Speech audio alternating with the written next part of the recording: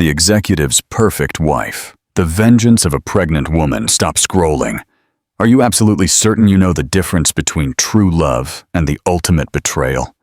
Like and subscribe right now, because the story you are about to read will shatter every fiber of your trust.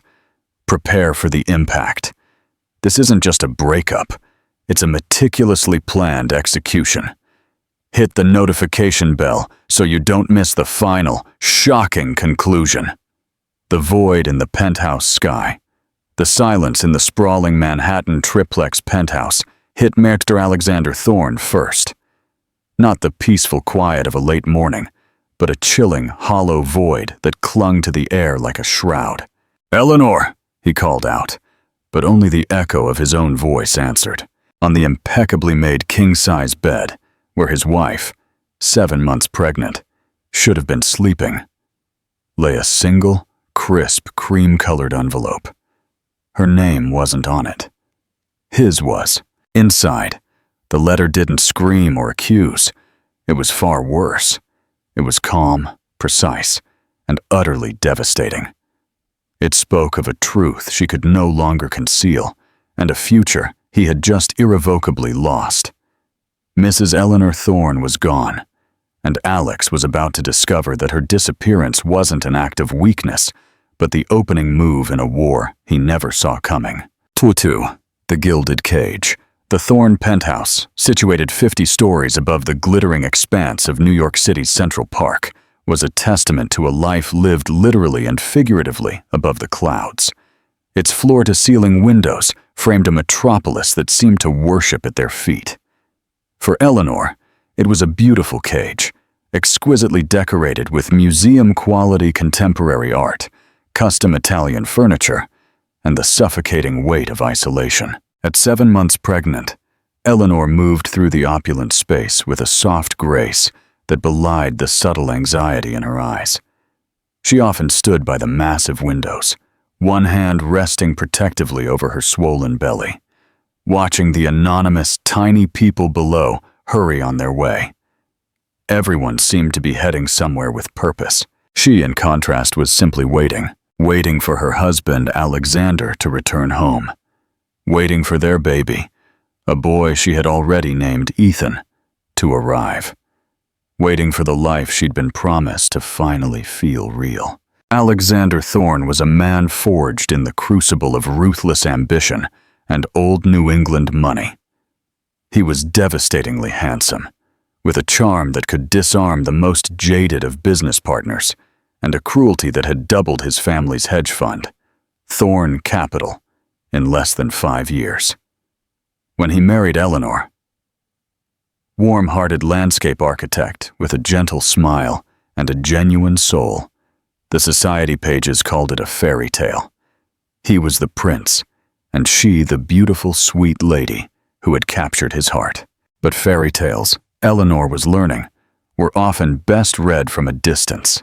The man she'd fallen in love with, the one who quoted Frost on their first date in the Metropolitan Museum, the one who held her hand through a sudden storm because he knew she was afraid, was turning into a ghost. He was present in body, but perpetually absent in spirit.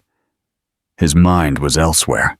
His phone was a permanent extension of his hand, vibrating with texts he concealed and calls he took in his study, the door firmly locked.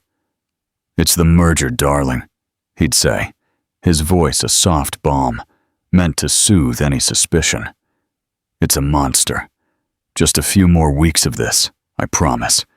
Then it's just you, me, and our little Ethan." Eleanor wanted to believe him.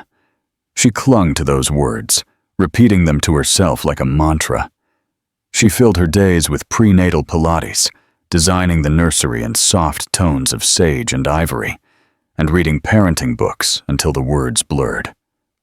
She was building a nest, adorning it with all the love and hope she possessed, praying it would be enough to lure the man she married to finally land. 3. The warning and the anniversary. Her best friend, Ms. Clara Vance, a sharp-witted corporate lawyer who saw the world in facts and evidence, was less convinced. A merger doesn't require whispering into a phone at 2 in the morning, Eleanor, Clara had stated during lunch the week before, her gaze penetrating. And it certainly doesn't require buying a new cologne, one that smells suspiciously like something a 20-something model would wear. He's under so much stress, Eleanor defended, though her voice lacked conviction. He's doing this for us, for our family. Clara merely sighed, reaching across the table to squeeze her hand. Just be careful. A man who builds an empire is accustomed to acquisitions. Make sure you aren't one of them. The words stung because they echoed a terrifying little voice in her own heart. She pushed the doubt away, blaming it on hormones, on the anxieties of a first-time mother. Alex still had his moments of tenderness. He'd return late, exhausted from his meetings, and place a hand on her belly, a flicker of awe in his eyes as he felt their son kick. "My two guys," he'd murmur, his voice thick with what she desperately hoped was genuine emotion. In those moments, the cage felt like a sanctuary again. Tonight was their 3rd wedding anniversary. Alex had called that afternoon, his voice oily with apology. "Eleanor, my love, I am so sorry. The final negotiations have intensified. I can't break away. I feel terrible." The disappointment, sharp and familiar, pierced her heart. I was making your favorite, the osso buco. Save it, darling. I'll be home as soon as I can break free. I'll make it up to you, I swear. We'll have a proper celebration this weekend. Just the 2 of us." He sounded so sincere, so regretful. "It's okay, Nate," she whispered. "Be safe." After hanging up, she stood in the silent kitchen, the rich aroma of slowly braised veal filling the air. It was a meal for 2, a celebration of their love. Now, it was just a sad reminder of another broken promise. But as she leaned against the cold marble counter, a spark of defiance lit up inside her. She was tired of waiting. She was tired of being the passive, understanding wife. She remembered he had mentioned the name of the restaurant where the negotiations were supposedly taking place. The Reserve, an exclusive sleek American restaurant downtown. A bold, uncharacteristic plan formed in her mind. She would pack a portion of the anniversary dinner she'd prepared. She would go to him. She wouldn't interrupt. Of course not. She would just give the package to the maitre d' to pass along. It would be a small, romantic gesture, a way to feel connected to his world, to show him she was thinking of him, to remind him of the home that was waiting. With a renewed sense of purpose, she changed into a simple but elegant maternity dress. Her hands trembled slightly as she applied a touch of makeup. She felt a powerful kick from within, as if Ethan was cheering her on. "It's okay, little man," she whispered to her belly. "Mommy is just going to see Daddy." She carefully packed a container of the tender osso buco and a side of saffron risotto, with a handwritten note tucked inside. "Couldn't let our anniversary pass without you tasting this. I love you." As the elevator descended, bringing her down from her isolated world in the sky, she felt a rush of nervous excitement. She was stepping out of her cage, if only for an hour. She was taking control. The city lights blurred past the taxi windows, each one a small star in a galaxy she was finally rejoining. She had no idea she was speeding toward a collision that would smash that galaxy into a million irreparable pieces. For the confrontation, the entrance to the Reserve was discreet, marked only by a polished brass plaque and a heavy mahogany door. It was the kind of place that thrived on exclusivity, where fortunes were discussed over truffle pasta and secrets were whispered over $100. Bottles of Pinot Noir. When Eleanor stepped out of the taxi, the cool night air did nothing to calm the frantic pounding in her heart. She clutched the small, insulated bag containing her peace offering, feeling a sudden rush of shame. Was this a silly, desperate idea? She pushed the thought away. This was a romantic gesture, not pathetic. She was a wife trying to connect with her exhausted husband on their anniversary. There was no shame in that. The restaurant interior was a symphony of dark woods, soft leather, and dim, golden light.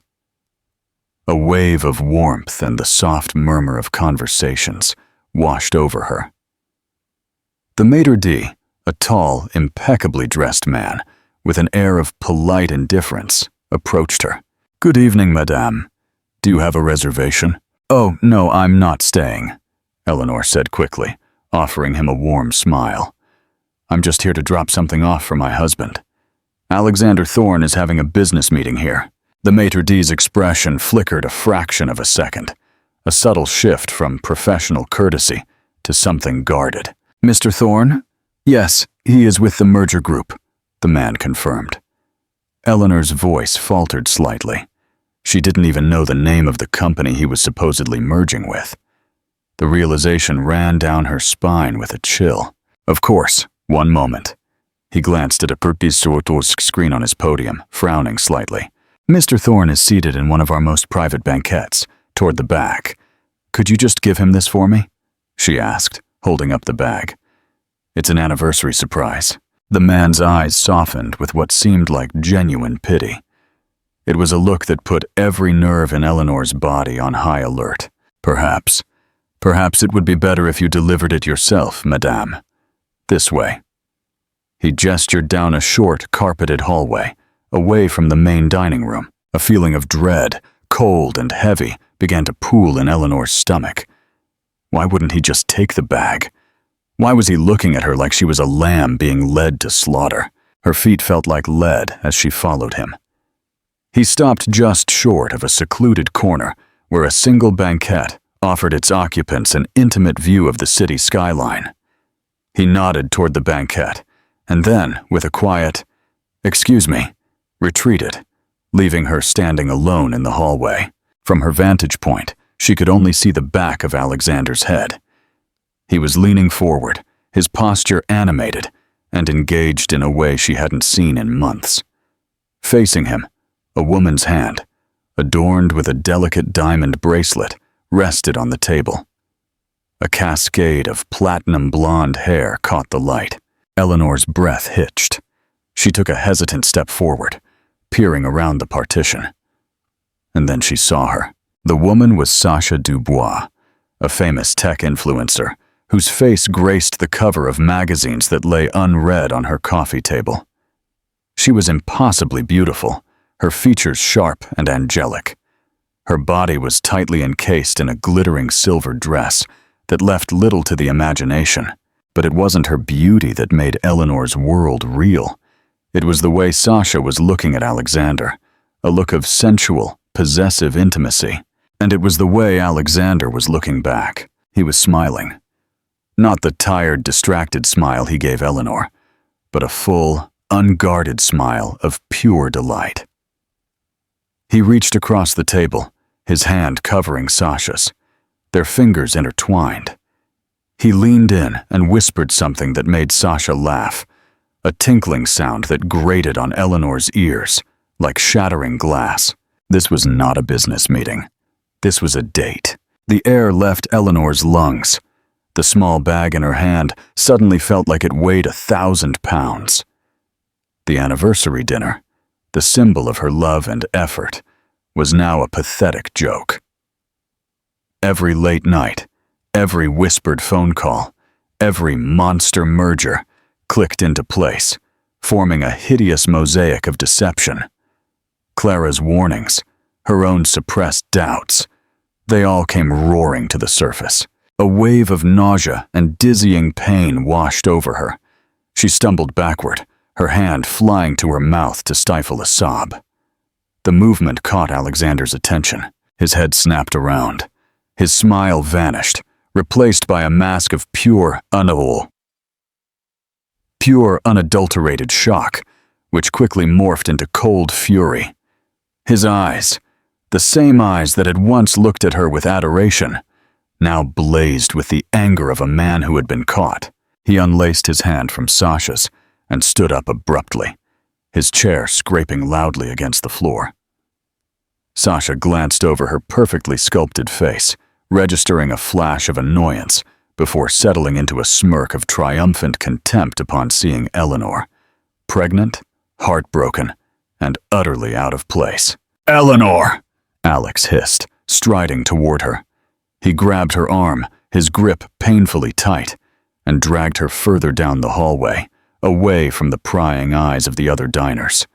"What the hell are you doing here?" His voice was a low, venomous whisper. There was no concern, no remorse, only rage at being discovered. "It's our anniversary," she choked out the words, which tasted like ash.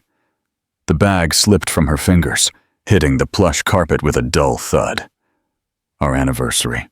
You think it's appropriate to follow me, to spy on me?" He seethed, his face inches from hers. "You have embarrassed me. You have embarrassed yourself." Tears streamed down Eleanor's face, hot and blurring her vision. "You're here with her, on our anniversary." "This is a business dinner," he lied, the words sounding hollow even to his own ears. "Sasha is the new face of Thorn Capital's lifestyle brand. This is work." Eleanor looked at him, at the man she had promised to love for eternity. She saw not a husband, but a stranger. A cruel, calculating stranger who was insulting her intelligence while her heart broke. From the corner, Sasha's voice drifted to them, tinged with bored amusement. "Nate, darling, is there a problem? Your guest doesn't look well." The dismissive way she said guest was the final, brutal blow. Eleanor was not his wife, not the mother of his child. She was an inconvenience, an interruption. Eleanor looked from Alexander's furious face to the smiling model, and then back again. The fight drained out of her, replaced by a chilling clarity. The cage wasn't just lonely. It was a lie. The man she loved didn't exist. He was a character Alex had played to acquire her, and now the show was over. Without another word, she tore her arm from his grasp. She turned her back on the life they had built, and she walked away. She didn't run. She walked with a strange, new calm, her posture ramrod straight. Each step was a deliberate break of a tether. She could feel his eyes burning into her back, but he didn't call out. He didn't follow. She passed the sympathetic maitre d', pushed through the heavy mahogany door, and stepped out into the city's indifferent night. The cold air hit her face, but she barely felt it. She was already numb. The fairy tale was over. The shattered pieces of her reality lay scattered on a restaurant floor, and all she could do was walk away from the wreckage. Viewer interaction question. At this point, if you were Eleanor, what would be your first, most calculated move? Would you confront him legally immediately, or disappear and plan your revenge? Comment below and let me know. V. The plan. The taxi ride back to the penthouse was a silent, surreal blur. The city lights, once symbols of life and energy, now seemed to mock her, flashing past the window like a series of cruel, glistening sneers. Eleanor sat perfectly still in the back seat, one hand on her stomach. Not out of tenderness, but as if to shield her unborn son from the toxic truth that had just poisoned their world. The baby was the only real thing she had left. She paid the cab driver in a daze and ascended the private elevator 50 floors. The ascent felt like a descent into hell. When the doors opened directly into their apartment, the opulence that had once felt comforting now seemed grotesque. It was a stage set for a play about a happy marriage, and she had just discovered the lead actor was a fraud.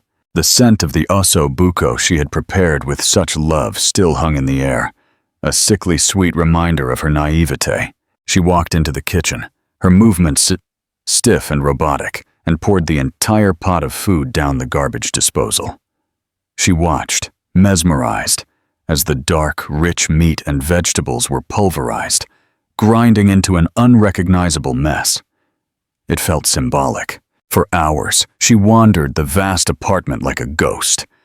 She touched the cold marble of the countertops, the soft cashmere of the couches, the stiff spines of the books on the shelves.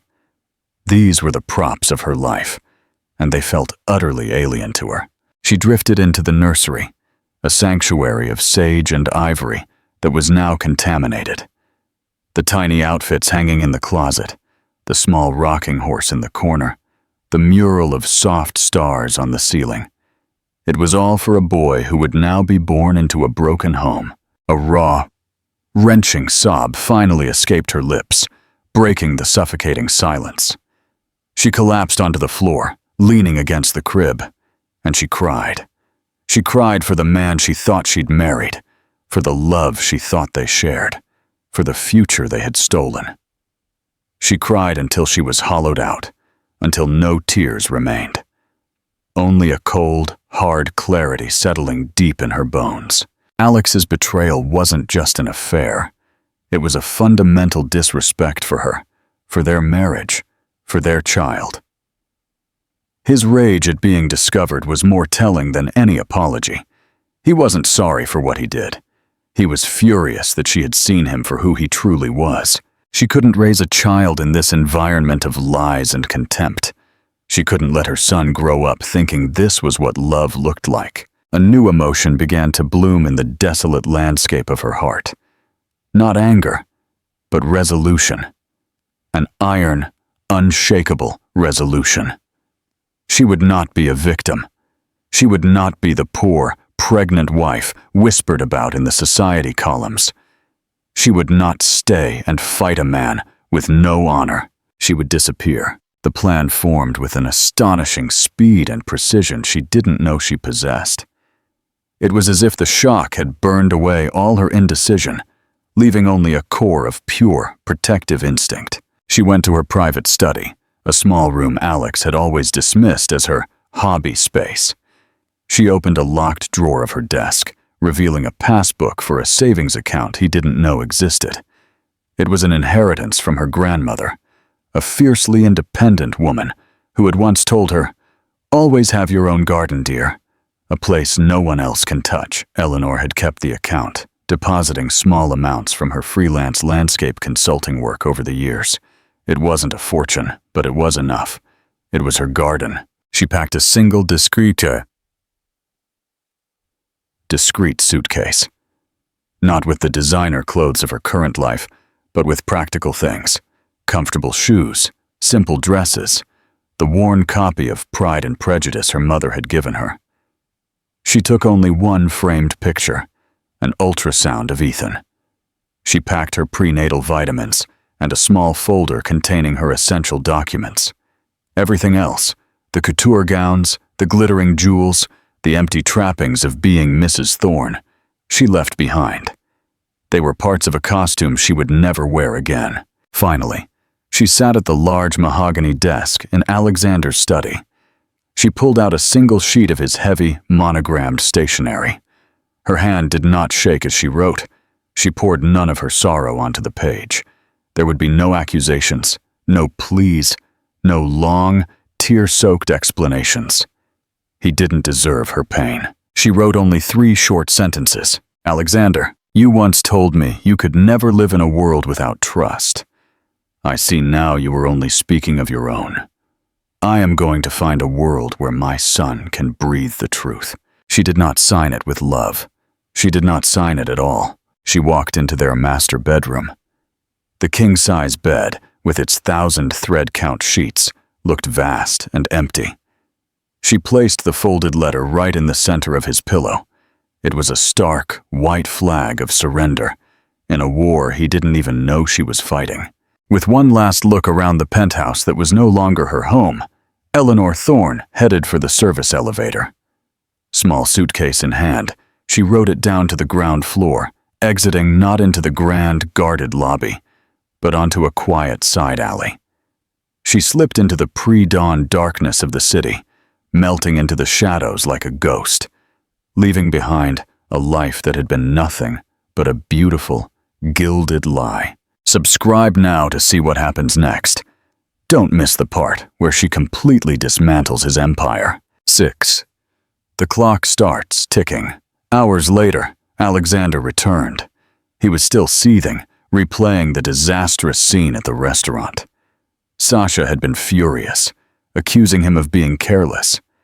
He had spent the last hours placating her with promises of a trip to Miami and a new diamond necklace. He strode into the penthouse, expecting a confrontation, ready to unleash a torrent of blame and manipulation on Eleanor for her hysterical behavior.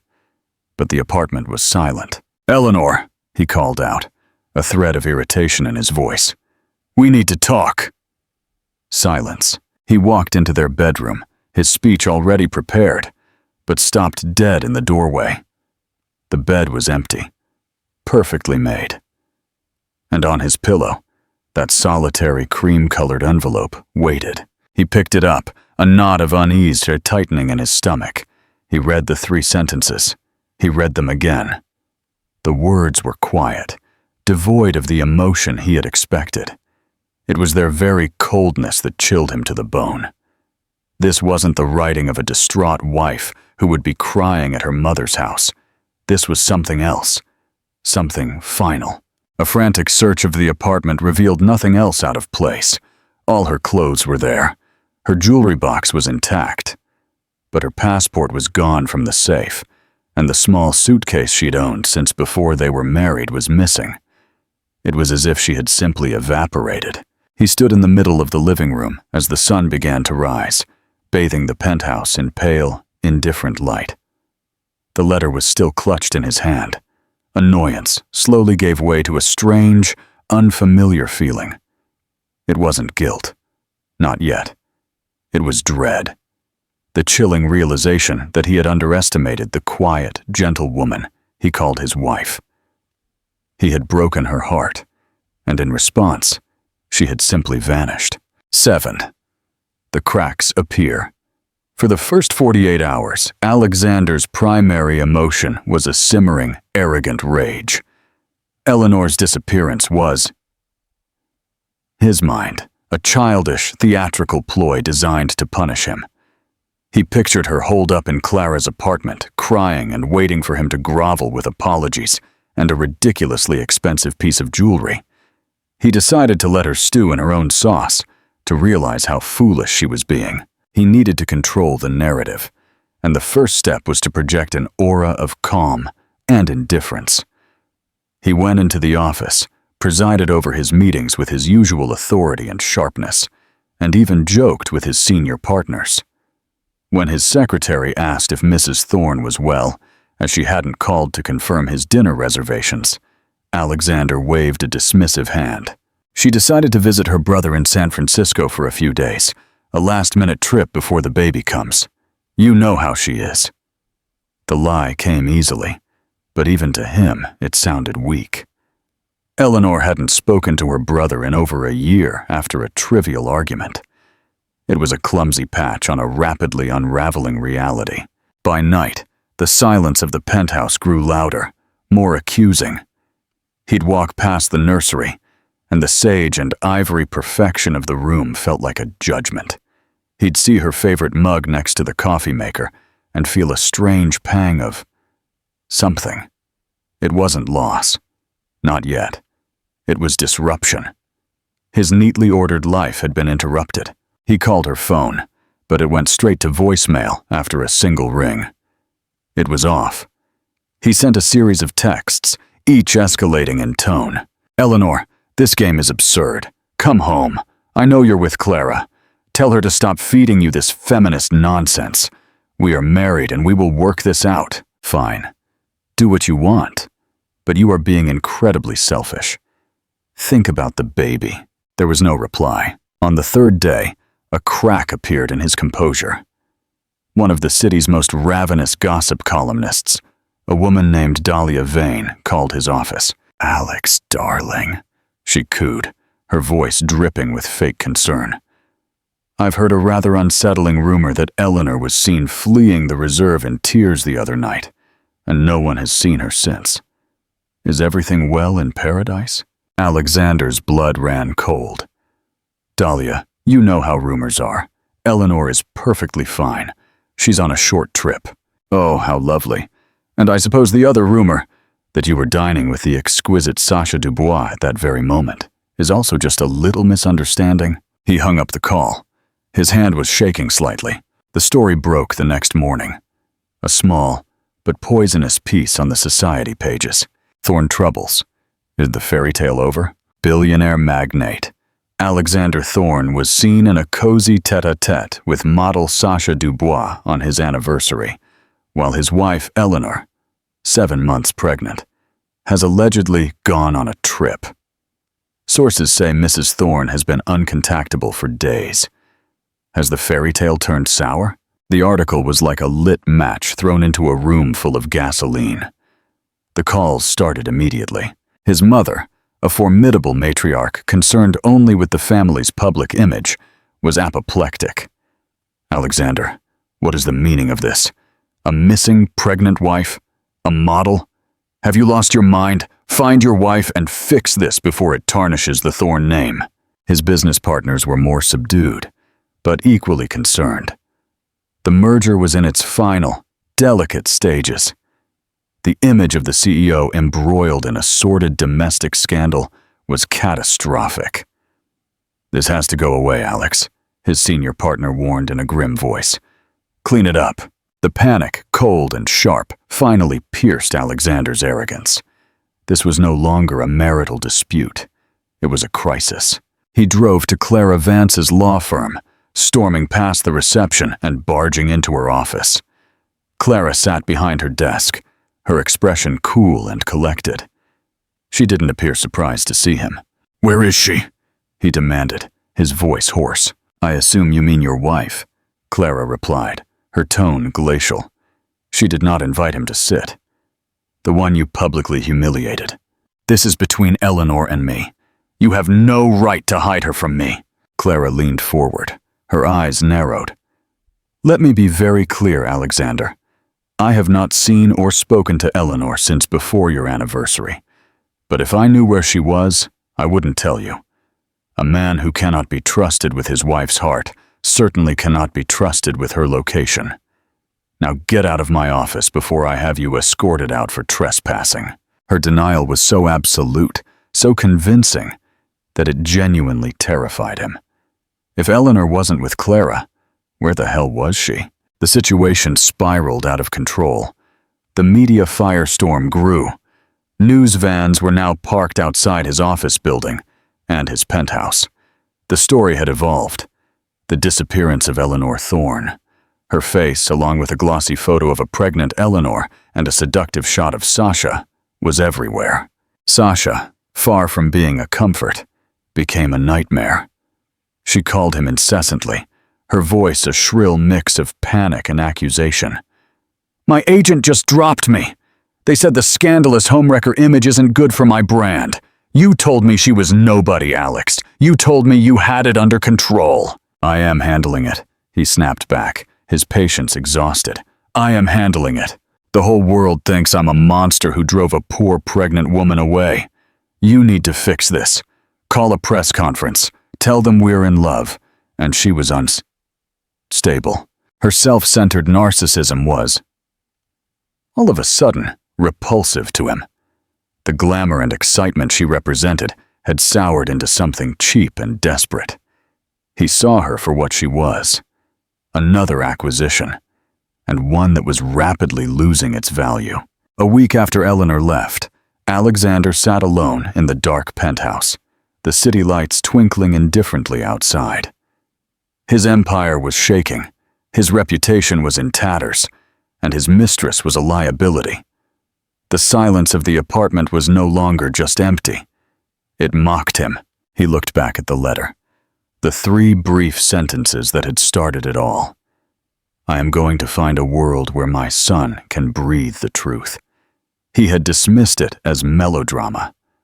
Now, it sounded like a declaration of war. He hadn't just lost a wife. He had created an enemy. And for the first time in his gilded, privileged life, Alexander Thorne felt a deep, genuine fear. He was outmatched.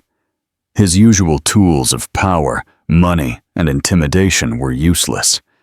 He needed to find her, not just to save his company, but because a terrifying void had opened in his life where she used to be. Leave a comment. Do you think Alex truly regrets his actions? Or is he only panicking because his business is in jeopardy? 8. The forensics of a quiet mind to find her. He needed someone who could operate in the shadows he had so carelessly created. With his world crumbling, and the police now asking pointed questions about domestic disturbance, a line of inquiry that chilled him to the bone, Alexander knew he needed an expert. He didn't need a pugnacious lawyer or a slick PR agent. He needed a ghost. He needed someone who could navigate the hidden world of secrets and disappearances. Someone who operated with discretion and ruthless efficiency. His search led him to a name whispered only in the most powerful circles of the city, Mr. Julian Graves. He wasn't a private investigator in the traditional sense. He was a problem solver, a former intelligence agent, who now offered his considerable skills to the highest bidder. His office was a small, unassuming suite in a historic but unremarkable building, a deliberate choice to project anonymity over opulence. Mr. Graves was a man in his late 50s, with salt and pepper hair, impeccably tailored but simple suits, and eyes that seemed to miss nothing. He listened to Alexander's frantic, self-serving account of events without interruption, his hands folded on the uncluttered surface of his desk. When Alexander finished, Graves remained silent for a long moment. "You have lied to the police, to the media, and to your business partners," Graves stated, his voice quiet and even. It wasn't an accusation, it was an observation. "You will now tell me the truth, every detail. My job is impossible when built upon a foundation of deceit." Stripped of his usual power, Alexander found himself confessing everything. The affair with Sasha, the confrontation at the restaurant, his cruel words, the chilling finality of Eleanor's letter. He painted a picture of Eleanor as a gentle, modest, and emotionally fragile woman. "She couldn't have done this alone," Alexander insisted. "She's not capable. Someone must be helping her, manipulating her." Graves's expression remained unreadable. "Assumptions are the enemy of discovery, Mr. Thorne. You have assumed your wife is weak. Let us operate on evidence instead." Graves's investigation began not with a search for Eleanor, but with a forensic deconstruction of her life. He wasn't looking for a damsel in distress. He was looking for a strategist. He accessed financial records, phone logs, and email accounts Alexander didn't even know Eleanor possessed. Slowly, a portrait of an entirely different woman began to emerge. "Your wife was not idle, Mr. Thorne," Graves reported a week later, sliding a thin file across his desk. "For the past 6 months, she has been methodically moving small sums of money from your joint accounts, amounts small enough to go unnoticed by you, into a private trust. The total exceeds $300,000. Alexander stared blankly. "That's impossible. She never handled the finances." She also liquidated a small stock portfolio she inherited from her grandmother 3 weeks before she disappeared. Graves continued, his voice impassive. "And she made a single, significant withdrawal from that private account the morning of her disappearance. $50,000 in cash." The image of a weeping, hysterical woman evaporated, replaced by that of a calculating planner. The disappearance was not a spontaneous act of heartbreak. It was a premeditated escape. Graves's inquiries dug deeper, uncovering layers of Alexander's own life he preferred to keep hidden. The investigator found evidence of other indiscretions, a pattern of behavior with women that bordered on predatory. More alarming, he flagged several of Alexander's recent business dealings. "This merger you are so concerned about," Graves said, his gaze sharp. "The one with Omnicorp. My sources tell me there are irregularities, whispers of inflated valuations from shell company assets, things the SEC would find very interesting." "They are baseless rumors," Alexander snapped, a new wave of panic rising in his throat. "Perhaps," Graves conceded, "but what is interesting is your wife's search history on her personal laptop, which you overlooked in her study.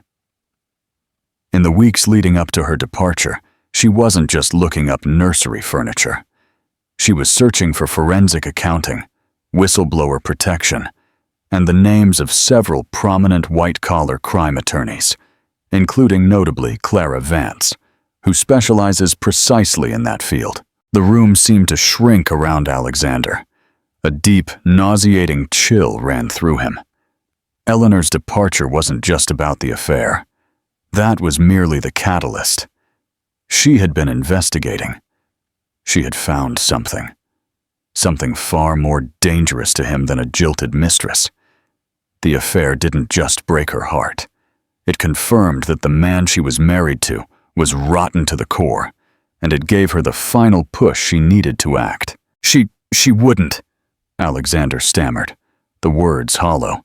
She wouldn't understand any of that. Again, Mr. Thorne, you underestimate her, Graves said coldly. Your wife holds a master's degree in architectural history, with a specialization in provenance. Her entire academic career was built on tracking the history of objects, uncovering forgeries, and following a paper trail. It seems you have mistaken a quiet nature for a simple mind. The investigator's final discovery was the most direct. He had tracked a single phone call Eleanor made from a burner phone she bought the day she vanished. The call lasted 15 minutes and pinged a cell tower in a remote rural area of Vermont. But the number she called wasn't a friend or relative. It was the reception desk of a small, private aerodrome. She chartered a flight, Graves concluded, closing the file. A single-engine plane paid for in cash. No flight plan filed with the FAA, which is legal for this type of aircraft. The pilot is a discreet professional who specializes in off-grid transport for wealthy clients seeking privacy. He dropped her at a similar private airstrip outside the Green Mountains. From there, the trail goes cold. The Green Mountains.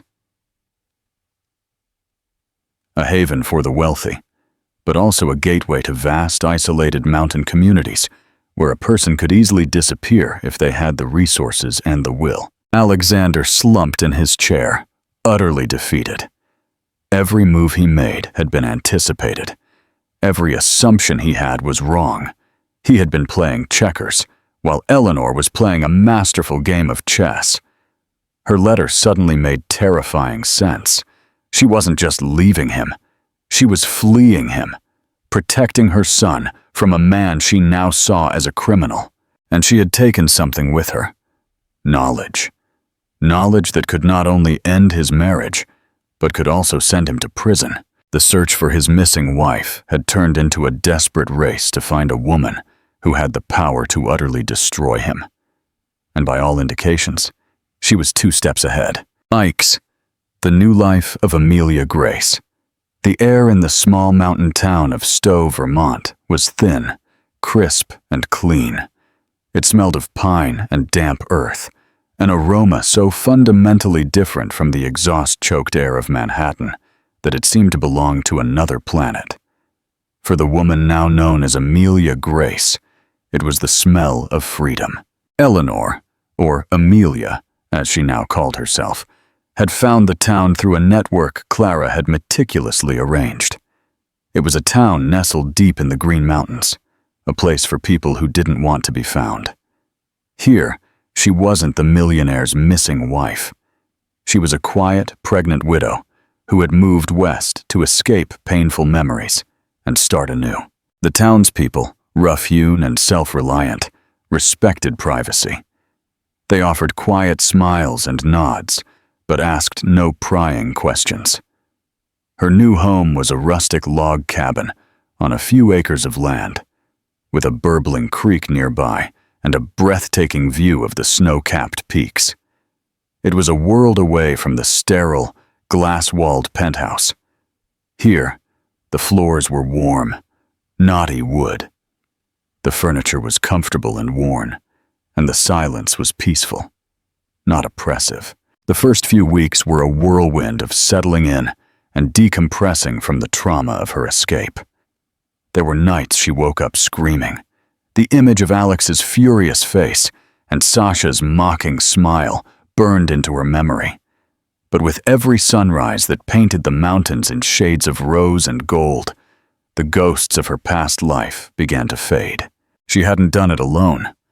Clara Vance had been her silent partner, her lifeline. Weeks before the confrontation, when Eleanor's suspicions about Alexander's business dealings had solidified into terrifying certainty, she had contacted her old friend. "I think he's a criminal, Clara," Eleanor had confessed, her voice trembling over a secure, encrypted line. "And I think I'm in danger, not physically, but my entire life is built on a lie. If I confront him, he'll crush me." Clara, ever the strategist, had immediately switched into action mode. "Then we don't confront. We escape, we gather evidence, we create a new identity, and we build you a fortress. When the time is right, you won't be confronting him. You'll be dismantling him." Together, they had planned every detail. Clara arranged the burner phones, the private charter flight, the purchase of the cabin through a blind trust, and the creation of Eleanor's new identity. Eleanor's role had been to play the part of the unsuspecting wife, all while discreetly downloading incriminating files from Alexander's home server. Files detailing offshore accounts, fraudulent invoices, and communications clearly delineating his intent to defraud his new business partners. She had copied them onto a small, encrypted hard drive that was now locked in a safety deposit box at a neighboring town's bank. Now, in the safety of Stowe, Eleanor focused on the only thing that truly mattered: her baby. She spent her days walking the mountain trails, breathing the clean air, and talking to the tiny life growing inside her. She read poetry aloud, her voice soft in the forest tranquility. She rediscovered her love for art, not as a curator of other people's work, but as a creator. She bought a watercolor set and began painting the stunning landscapes around her. The vibrant colors a balm to her bruised soul. 2 months after her arrival, she went into labor. Her midwife, a quiet, sturdy woman named Martha, was at her side. There was no cold, sterile hospital room, no panicking husband in the waiting area. The birth took place in her cabin, in front of a crackling fireplace, as a gentle snow began to fall outside. After hours of intense labor, she held her son in her arms. The baby was perfect, with a shock of dark hair and eyes that seemed to hold all the wisdom of the mountains. Eleanor cried, but this time her tears were not of sorrow, but of an overwhelming, fierce, unconditional love. She named him Hope, not Ethan. Ethan was the name chosen by a woman living in a cage. Hope was the name chosen by a woman who had set herself free. "Hello, Hope," she whispered, her voice thick with emotion as she kissed her son's forehead. "It's just you and me. We're going to be okay." Motherhood consumed her. It healed her. Caring for Hope gave her a profound sense of purpose. Her life with Alexander had always lacked. She was no longer just Eleanor Thorne, the wife. She was Amelia Grace, Hope's mother. It was a title that felt more real and more valuable than any other. She kept in weekly contact with Clara via encrypted email. Clara kept her updated on the storm she had left behind. Alexander's public image was in tatters. The Omnicorp merger had stalled, the partners now deeply spooked by the scandal and the whispers of financial irregularities. Graves, Clara learned through her own network, was investigating, closing in. "He's hired the best," Clara wrote. "They will eventually track you down. Alex is cornered and desperate. We need to decide when to make our move." One autumn afternoon, as Eleanor sat on her porch, rocking a sleeping Hope, she gazed out at the majestic, unyielding mountains. They had stood there for millennia, silent witnesses to storms and seasons, their strength absolute. She felt a connection to them. She was no longer the fragile woman who had fled in the night. She had weathered her own storm. She had birthed a new life, and in doing so, she had been reborn herself. She was strong. She was ready. She opened her laptop and sent a short, decisive email to Clara. "It's time. Let's burn it down. X." The final acquisition, the annual shareholders' meeting for Thorn Capital, was held in the grand ballroom of the Waldorf Astoria, a historic bastion of old Manhattan wealth. The atmosphere was charged with tension. For months, the company had been hemorrhaging value. The failed Omnicorp merger, coupled with the ongoing scandal of the CEO's missing wife and the growing rumors of an imminent SEC investigation, had created a perfect storm of panic among investors. Alexander Thorn stood at the podium, his face pale and haggard, a ghost of the confident titan he had been less than a year ago. He was fighting for his corporate life. He delivered a desperate, passionate speech, full of jargon about restructuring, future-proofing, and synergistic alignment. He was trying to project strength, to reassure the grim-faced men and women in the audience that their investments were safe, that he was still in control. But his voice lacked its former authority. His charm felt rehearsed and empty. The room wasn't buying it. "And so," he concluded, his voice strained, "I ask for your continued faith in my leadership as we navigate these headwinds and steer this great company toward a prosperous future." A tense, unconvinced silence followed. The chairman of the board, a severe man named Mr. Victor Sterling, was about to open the floor for questions Alex knew would be brutal, when the massive double doors at the back of the ballroom flew open. Every head snapped around. A wave of gasps and whispers swept through the room like wildfire. Framed in the doorway stood two women. The first was Clara Vance, her expression sharp and commanding. But it was the woman beside her who left the room in absolute silence. It was Eleanor, but this was not the Eleanor anyone remembered. The soft, sweet wife was gone. In her place was a woman of astonishing poise and power. She wore a tailored, dark navy suit that was discreet but undeniably expensive. Her hair was styled in a sleek, professional cut. Her face, free of the tormented anxiety that had once clouded it, was calm and resolute. She radiated a confidence more potent than any of Alexander's grandstanding speeches. In her arms, she held a beautiful, bright-eyed infant. Alexander stared, the blood freezing in his veins. He felt as though he was seeing a ghost, a vengeful, impeccably dressed ghost. His mouth went dry. All the air seemed to have been sucked out of the room. With slow, deliberate steps, Eleanor and Clara walked down the center aisle, the click of their heels the only sound in the cavernous ballroom. The shareholders parted before them as if they were royalty. Eleanor's eyes were locked on Alexander, her gaze steady and unwavering. It was not a look of hatred or pain. It was the cold, distant stare of a victor observing her defeated foe. They stopped directly in front of the podium. Eleanor adjusted the baby in her arms, her movements gentle and maternal. Victor Sterling, the chairman, was the first to regain his voice, though it was tight with shock. "Eleanor, Mrs. Thorn, my God, is that you?" "It is me, Victor," Eleanor replied, her voice clear and firm, amplified by the microphone Alexander had just used. It resonated into every corner of the room. "Though I will be reclaiming my maiden name, Ashford. Please call me Ms. E.V. Ashford." Alexander finally found his voice, a desperate, strangled whisper. "Eleanor, where have you been? I've been worried sick. I hired people. I've been looking everywhere." Eleanor offered a small, humorless smile. "Yes, I know. Mr. Graves is quite good at his job. But I wasn't lost, Alexander. I was preparing." She shifted her attention from her stunned husband to the board and the assembled shareholders.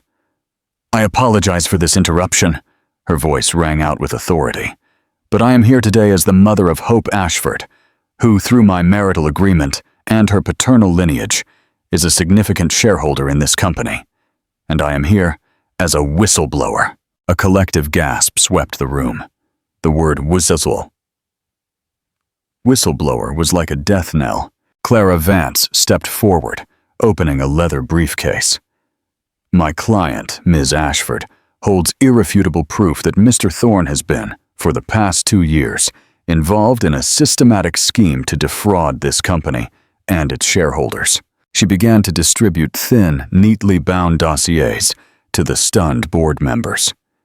"Herein, you will find documentation of illegal wire transfers to unaudited offshore accounts, falsified invoices used to inflate company profits ahead of the attempted Omnicorp merger, and internal communications proving Mr. Thorne's intent to embezzle funds. The total amount exceeds $50 million. The panic erupted.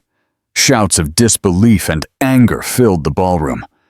Alexander was ashen, stumbling back from the podium as if he had been physically struck. "Lies," he croaked, his voice barely a whisper. This is vengeance. It's a jilted wife trying to destroy me." Eleanor met his desperate gaze, her own expression merciless. "Was I jilted, Alexander?" "Yes, but this is not about revenge for a broken heart. This is about justice for your crimes. This is about protecting my son's legacy from the man who was willing to steal it." She adjusted Hope in her arms, and for the first time her voice softened as she looked at her son. "You built an empire on lies," she said, her eyes returning to his, now hard as diamonds.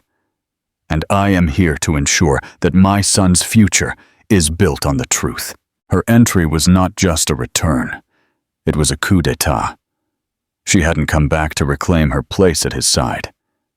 She had come back to take his. The room was in chaos, but Eleanor stood at its center, a pillar of quiet, righteous power. The act of disappearance was over. The hour of truth had just begun. 11. The reckoning. Meaningful ending. The evidence Clara laid out in the dossiers was a bomb that shattered Alexander's world in a matter of minutes. The ballroom erupted as board members saw undeniable proof of his crimes. His desperate claims of a jilted wife's revenge were useless against the cold, hard facts of his own emails and offshore accounts. Alexander, his face a mask of disbelief, lunged at Eleanor. "You've destroyed everything!" he yelled, his voice raw with fury. Before he could reach her, security guards intercepted him, restraining the disgraced CEO as he struggled and cursed. Eleanor looked at the shell of the man she had married. Her heart held only a calm, definitive resolution. "You destroyed it, Alexander." Her voice cut through his rage. "I just turned on the lights." With that, she turned her back and walked out of the ballroom with her son and her attorney, leaving the chaos behind. Her departure was followed by the swift arrival of federal agents.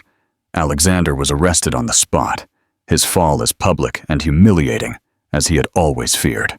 The consequences were absolute. Convicted on multiple counts of fraud and embezzlement, Alexander was sentenced to a lengthy prison term, stripped of his assets and his power. The Thorne Capital Board, in an effort to save the company, appointed Eleanor, now Ms. Ashford, to an advisory position, trusting her integrity to restore faith in the business. A year later, Eleanor stood in her bright, sunny condo, overlooking a park in Boston. Her paintings filled the walls with color, and her son, Hope, took his happy first steps across the wooden floor. She was not a wife who had disappeared, but a woman who had found herself. She had escaped the gilded cage, and, in doing so, had built a true home, a life founded not on wealth, but on the unshakable foundation of truth and love. What an incredible journey of strength and resilience. Eleanor's story is a powerful reminder that the deepest betrayals can often ignite the fiercest transformations. She turned her pain not into despair, but into a meticulously planned pursuit of justice, proving that true power is not about wealth or status, but about integrity, courage, and an unwavering love for her child. She didn't just escape a toxic marriage. She dismantled an empire of lies to build a future based on the truth. If her story of triumph moved you, please take a moment to show your support. Like this video to let us know you enjoyed it. Share this video with someone who loves a story of ultimate karma and empowerment. Don't forget to subscribe and turn on notifications so you don't miss our next gripping story. Thank you for listening, and we'll see you in the next story.